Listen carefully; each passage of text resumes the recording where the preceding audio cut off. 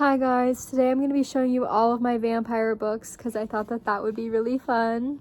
Okay, starting with my most recent edition, I got this copy of My Roommate is a Vampire from my favorite used bookstore, and I just love this book so much. I read it for Halloween of 2023, and it is just so fucking funny. Like, it's literally hilarious. If you don't like vampire books, I highly encourage you to still read this book. Like, if that's the one takeaway you get from this video, it is that you should read this book because it's so funny and such a fun time.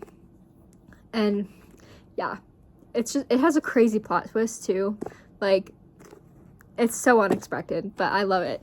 And then the next two books are Interview with the Vampire and Buffy the Vampire Slayer. Interview with the Vampire, I've been wanting a physical copy of for a while.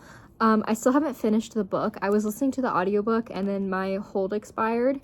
So I just haven't gotten back around to it yet, but it's very good. And it's just like a classic. So I just want to read it and have the knowledge and take that with me. And then I want to watch the show and the movie after I'm done. So it's definitely on my list for books to read in 2025 is Interview with the Vampire. So I'm very excited about this one. And then Buffy the Vampire Slayer. This is based on a screenplay, and it's a novelization based on the screenplay. I found this at the same used bookstore, and that used bookstore is really cool. It's basically this collection that was curated by this guy that he had been collecting since he was 9 years old, and you wouldn't believe the amount of books that are in that shop and the amount of books that he still has at home. They said that he had more books at home than he did at the shop, and the shop was already filled to the brim with books. So it was just kind of crazy to think about the amount of books that guy had collected over time. It was insane. Very impressive. Next are two of my favorites that I read in 2024. The first is Dracula. I fucking love this book. It is one of the best books I've ever read, and I love it so much. I highly recommend reading it. It is a little bit slow, especially in the beginning, but once you keep reading, you will love it. I highly recommend, and I love every single character, and every single character loves all of the other characters, which makes it so special and so beautiful. So yes, please read Dracula. The next book is Carmilla. I read this back in March, I think, of 2024, and I read it in one sitting when I first read it, and it was just so interesting and so cool. And then I reread it from November to December, and I just learned so much more on my reread and learned to really appreciate the story a lot more and appreciate the little details, basically. So I highly recommend this book as well. It is sapphic, but it's up for debate if it's really romantic or not. I personally think that it is quite romantic, but there are others who think that it's not romantic at all and that it's just a horror story. So it's really up for debate. I might make a video on that as well at some point because it is something that very much fascinates me and that I find a lot of intrigue in. Next up is Bride by Ali Hazelwood. I got this book for Christmas. Well, okay, basically what happened is my mom had gotten me a book that I already had for Christmas, and so we returned that book, and then I picked out this book myself because I love Ali Hazelwood so much. I've loved every book I've read by her. I haven't read all of them yet, but I have loved all of them.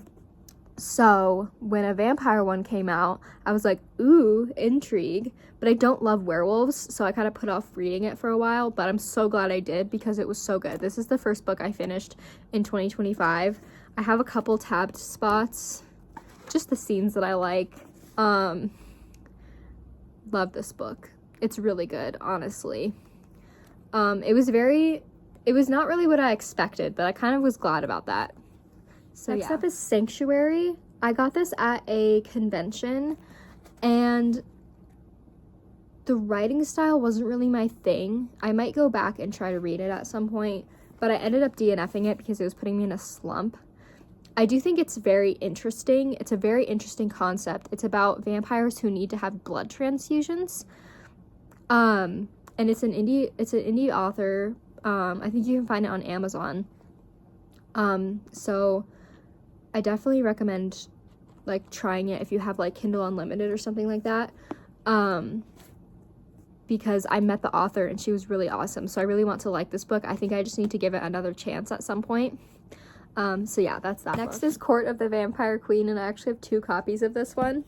This is the copy that I originally had. I actually didn't even read this copy. I read it on my phone.